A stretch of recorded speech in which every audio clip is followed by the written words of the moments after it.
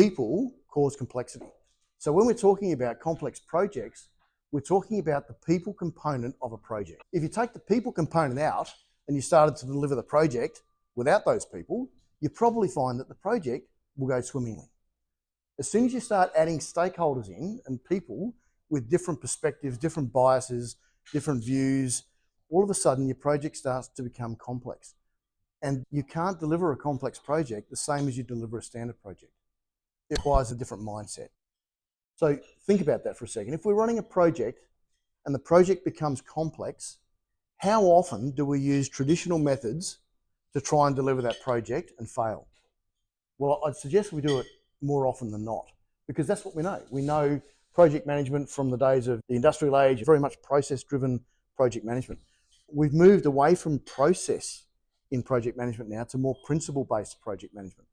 And the reason for that is because we are becoming more complex. So instead of most of our projects being fairly straightforward, they're now moving up into that more complicated project, more complex project, in some cases, the more chaotic.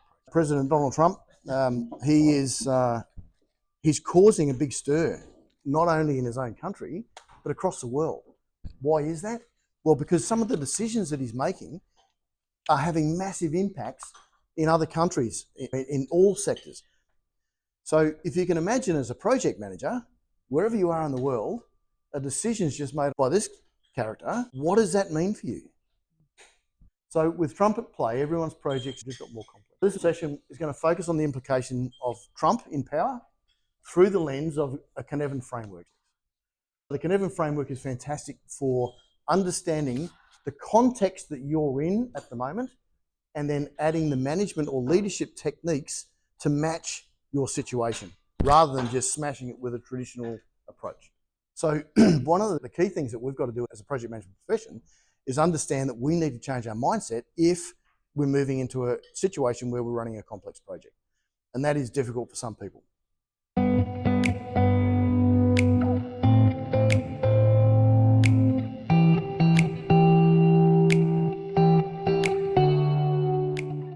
An obvious project could be something out of manufacturing, assembling a car, building a building, rinse and repeat type projects. So for example, a building, they're generally the same from the ground up. You do your earthworks, you put your ground plumbing in, you put your slab over the top, you put your walls up, you put your roof on, right? So it generally doesn't change. And you can build best practice to make that happen and use it time and time again, and it's going to work for you. Manufacturing's the same, Lean Six Sigma, they got process right down to the nth degree. And those rinse and repeat type projects, the ones that you do over and over again, we can use best practice, and that's generally going to provide you with the best outcome. It is the domain of the standard operating procedure or the best practice. So the way to manage an obvious project is to sense, categorize, and respond. Sense is, what do I need to do? How do I need to do it? What are the facts? Categorize it. What's a great categorization tool? WBS, right? Let's put it all into work, break down structure, and respond. Let's go and build. The second one is the complicated project. So if we wanted to build an airliner, we wanted to send a rocket into space, a lot of IT projects fall into this category. It's really the category where data provides the insights. So whatever data we can gather will give us the insights to help us to deliver the project. So therefore, it's the domain of the subject matter expert. It's the domain of the engineers, right? The person who will potentially know the answer to that complicated project.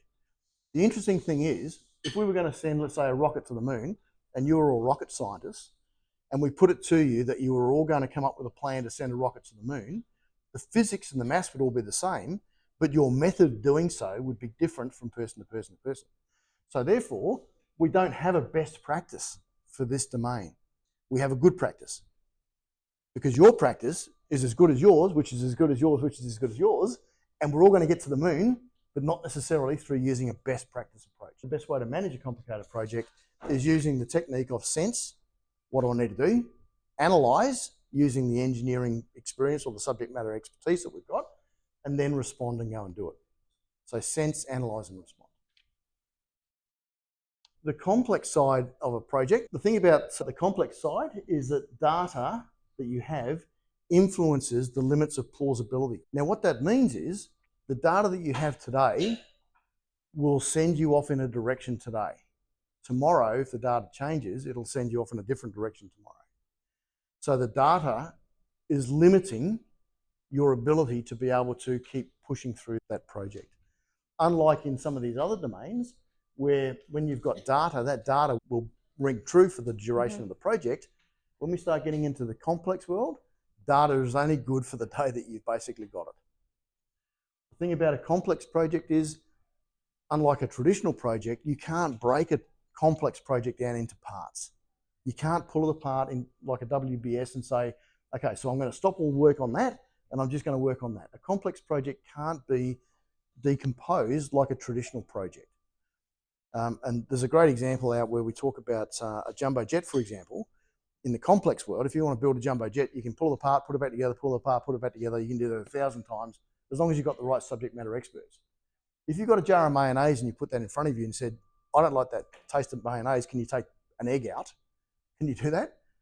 Well, no, you can't, because it's all mixed, it's all integrated into each other. So complex projects are basically integrated into each other, so much so that you can't pull it apart anymore.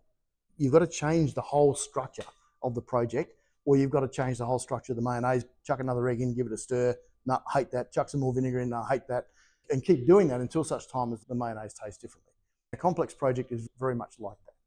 Unlike the obvious project where we've got SOPs and best practice, and the complicated project where we've got good practice, over in the complex area, we use emergent practice. Emergent practice is, okay, what do you think we should be doing today? And you get together with a group of people and say, let's go off and talk to stakeholders. Let's go off and do whatever. So basically your project is emerging in the direction where you think you should be going on any given day based on the data that you currently hold. It's definitely the domain of the experimenter, a person that is really capable of saying, you know what, I reckon if we did that, we might get that result. Let's go and do that. And you do it, you get a result, and it's not what you wanted. So you go and do something else, you experiment another way. And it's also the domain of the adaptive leader. And this is why we say in complex projects, we don't actually manage complex projects, we have to lead them. A complex project can't be managed like a traditional project. In other words, you put your schedule together, you put your risk analysis together, all those sorts of things. You're kind of managing that on a daily basis. When it comes to a complex project, you need to actually lead it, because you have to make gross changes potentially on a daily basis. And that takes a leader rather than a manager.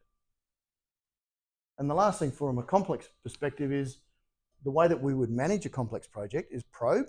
In other words, what's on your mind? What is it about this project that is sending you off in that direction?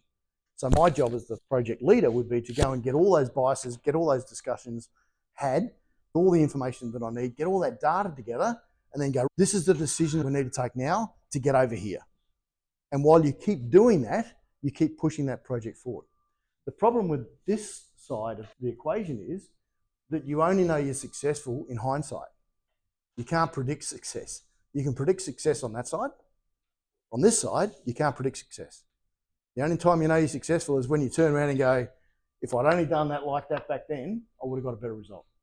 The last one is, we've got a chaotic domain, chaos. Imagine yourself driving down the road, you come across a multi-vehicle crash, you get out of the car and you go, righto, what do we think we should do here? Probably get that person out first, probably get that person out second. It's a case of, we can't predict what to do. This is basically the domain of act first. I had a client recently that we took on, and we found that we were in the complex and chaotic area. The great thing about them acknowledging that, though, was that we could say, we have some management techniques that we need to use to get us out of this chaos and this complexity area to move us back into where we should be, which is in this complicated space. So what we had to do is we had to bring in some people who could act or get all of that basic project management, program management type information up to speed. The next thing was for the program manager to go around and start probing. What do you think is going on with this project? You know, what is it that you need? Why are you sending this program off in this direction? So we had the program manager doing this, and then we had a background of people that were doing the acting component and getting all the program artifacts, documentation, all that sort of stuff up to speed so that we could get out of that chaos situation. The management technique for this one was basically act, sense, and respond.